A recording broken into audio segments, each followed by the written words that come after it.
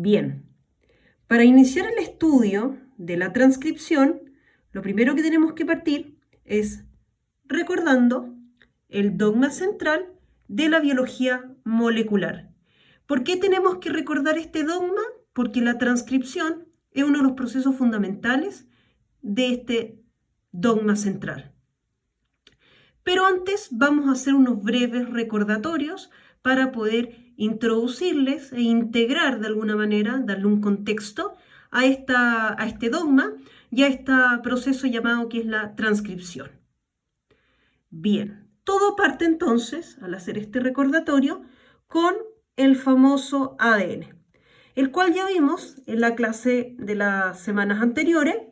Ya vimos que este proceso, ¿cierto? Perdón, que esta molécula, que es el ADN, se replica, ¿cierto? Pasa por este proceso de replicación, es decir, que el ADN tiene esta facultad maravillosa de poder copiarse a sí mismo y así poder autosustentarse y, de alguna manera también, perpetuarse en las células que, digamos, en las células descendientes de una célula original, digamos, en las células que se van dividiendo por mitosis. Ahora, este ADN, importante, lo hemos repetido varias veces, pero no hay que dejarlo de lado, que es la molécula que contiene información genética en el núcleo. Otra idea que ya se las he repetido bastante, que el ADN se encuentra de alguna manera secuestrado en el núcleo. Y como está secuestrado, es por eso que a través de este proceso llamado transcripción, la información contenida en el ADN se va a copiar en esta molécula llamada el ARN. Y por eso aquí yo se los vuelvo a recalcar. El ARN es una copia del ADN, ¿ya? El ADN se copia su información y permite entonces la formación de esta molécula, el ARN, que contiene la información genética, la misma del ADN, por favor. Bueno, a menos que en el proceso de transcripción haya ocurrido un error, la información debería ser la misma. Entonces, este ARN se genera en el núcleo porque se copia a partir del ADN y el ADN está en el núcleo, pero tiene esta facultad maravillosa que es propia del ARN, que una vez que se genera en el núcleo puede salir hacia el citoplasma, algo que el ADN claramente no puede hacer. Y aquí tenemos una ventaja del ARN por sobre el ADN. Bien, entonces una vez que el ARN sale hacia el citoplasma, ocurre entonces este proceso de traducción, que es el proceso que permite la formación de las proteínas, las cuales se sintetizan. Recuerden que sintetizar en biología es formar. Las proteínas se sintetizan en el citoplasma, ¿ya? A partir del ARN, que ya llegó al citoplasma. Entonces se forman en el citoplasma a partir de la información que contiene el ARN. Y esto entonces permite la expresión física de la información del ADN, que ya lo habíamos visto en las primeras clases del año. ¿Se acuerdan o no? Que el ADN contiene información genética, pero esta información que está contenida en esta molécula se expresa de manera física a través de las proteínas. Es decir, que a través de las proteínas yo puedo determinar las características físicas de cualquier ser vivo. Y por lo mismo se dice que esto es el fenotipo. Entonces, la expresión física del ADN que se hace a través de las proteínas es lo que conocemos como el fenotipo. Si este es el fenotipo, es decir, las proteínas que se forman a partir del ADN, ¿cuál es el genotipo?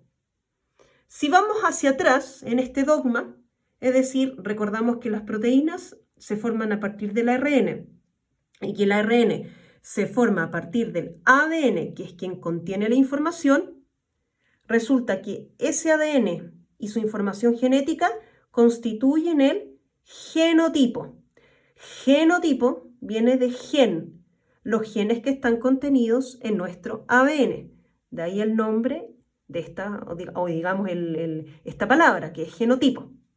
Ahora, este genotipo siempre va a estar influenciado por el ambiente, ya sea para bien o para mal, pero siempre el ambiente o va a beneficiar el genotipo para que se exprese de la mejor manera o lo va a perjudicar no permitiendo que se exprese bien y que aparezcan errores que se traducen en enfermedades y en malformaciones. Pero lo importante es que siempre nuestro genotipo va a estar influenciado por el ambiente. Y este genotipo que ha sido influenciado por el ambiente para bien o para mal es lo que determina nuestro fenotipo. Es decir, es lo que determina a nuestras proteínas que son formadas en el citoplasma gracias al ARN. ¿Sí?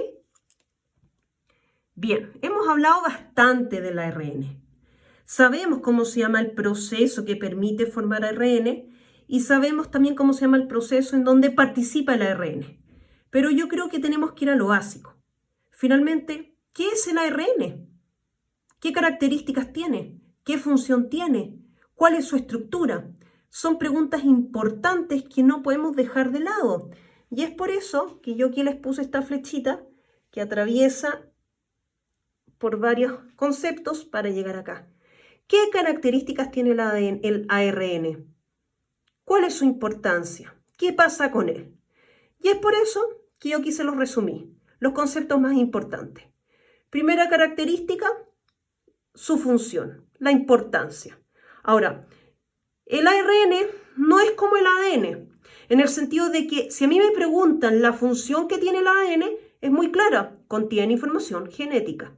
Sin embargo, la función del ARN no es una sola, sino que depende del tipo de ARN que sea.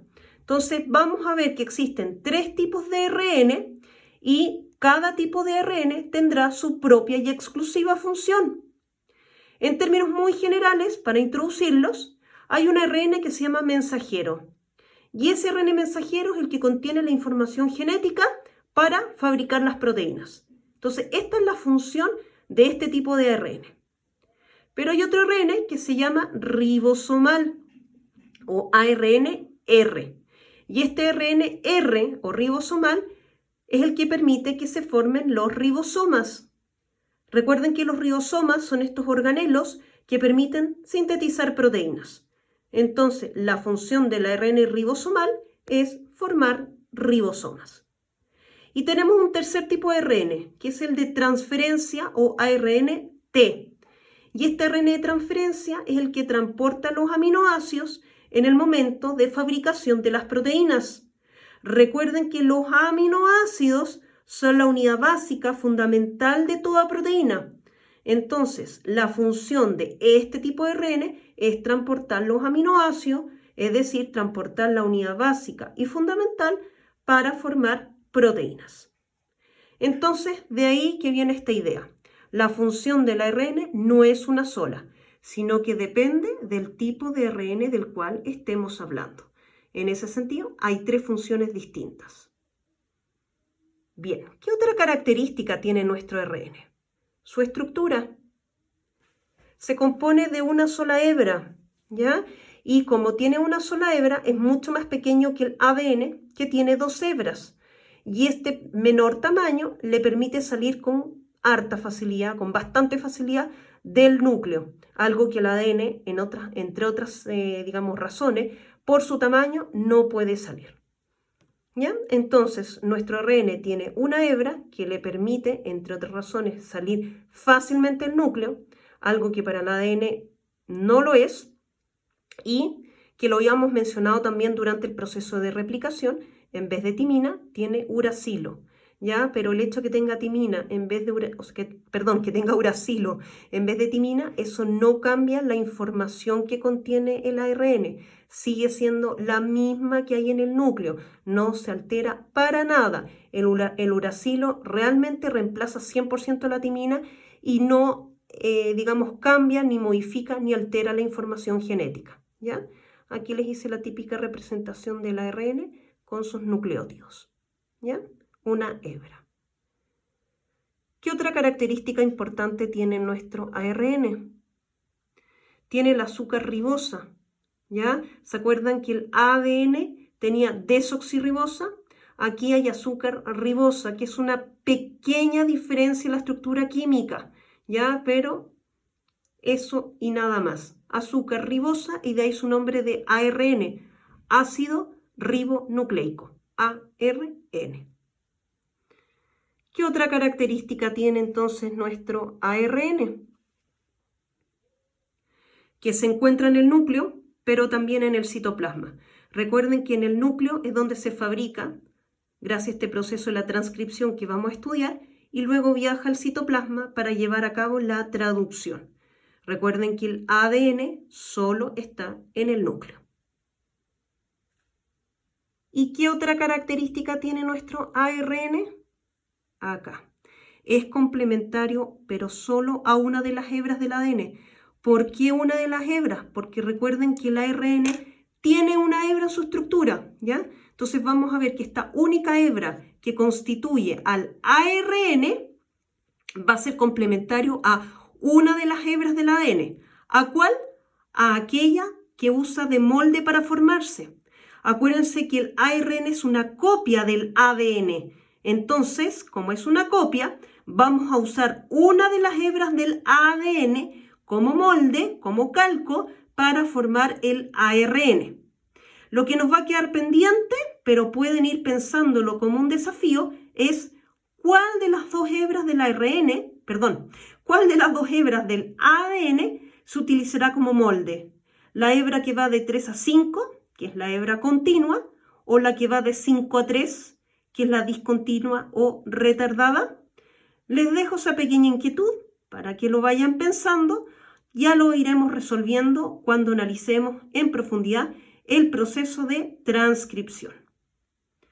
Les voy a mostrar una visión general de todas las características que tiene. Ahí está.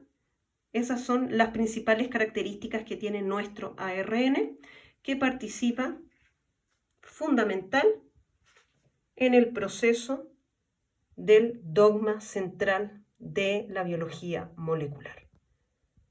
Eso es. Muchas gracias. Próximamente vamos a analizar la transcripción.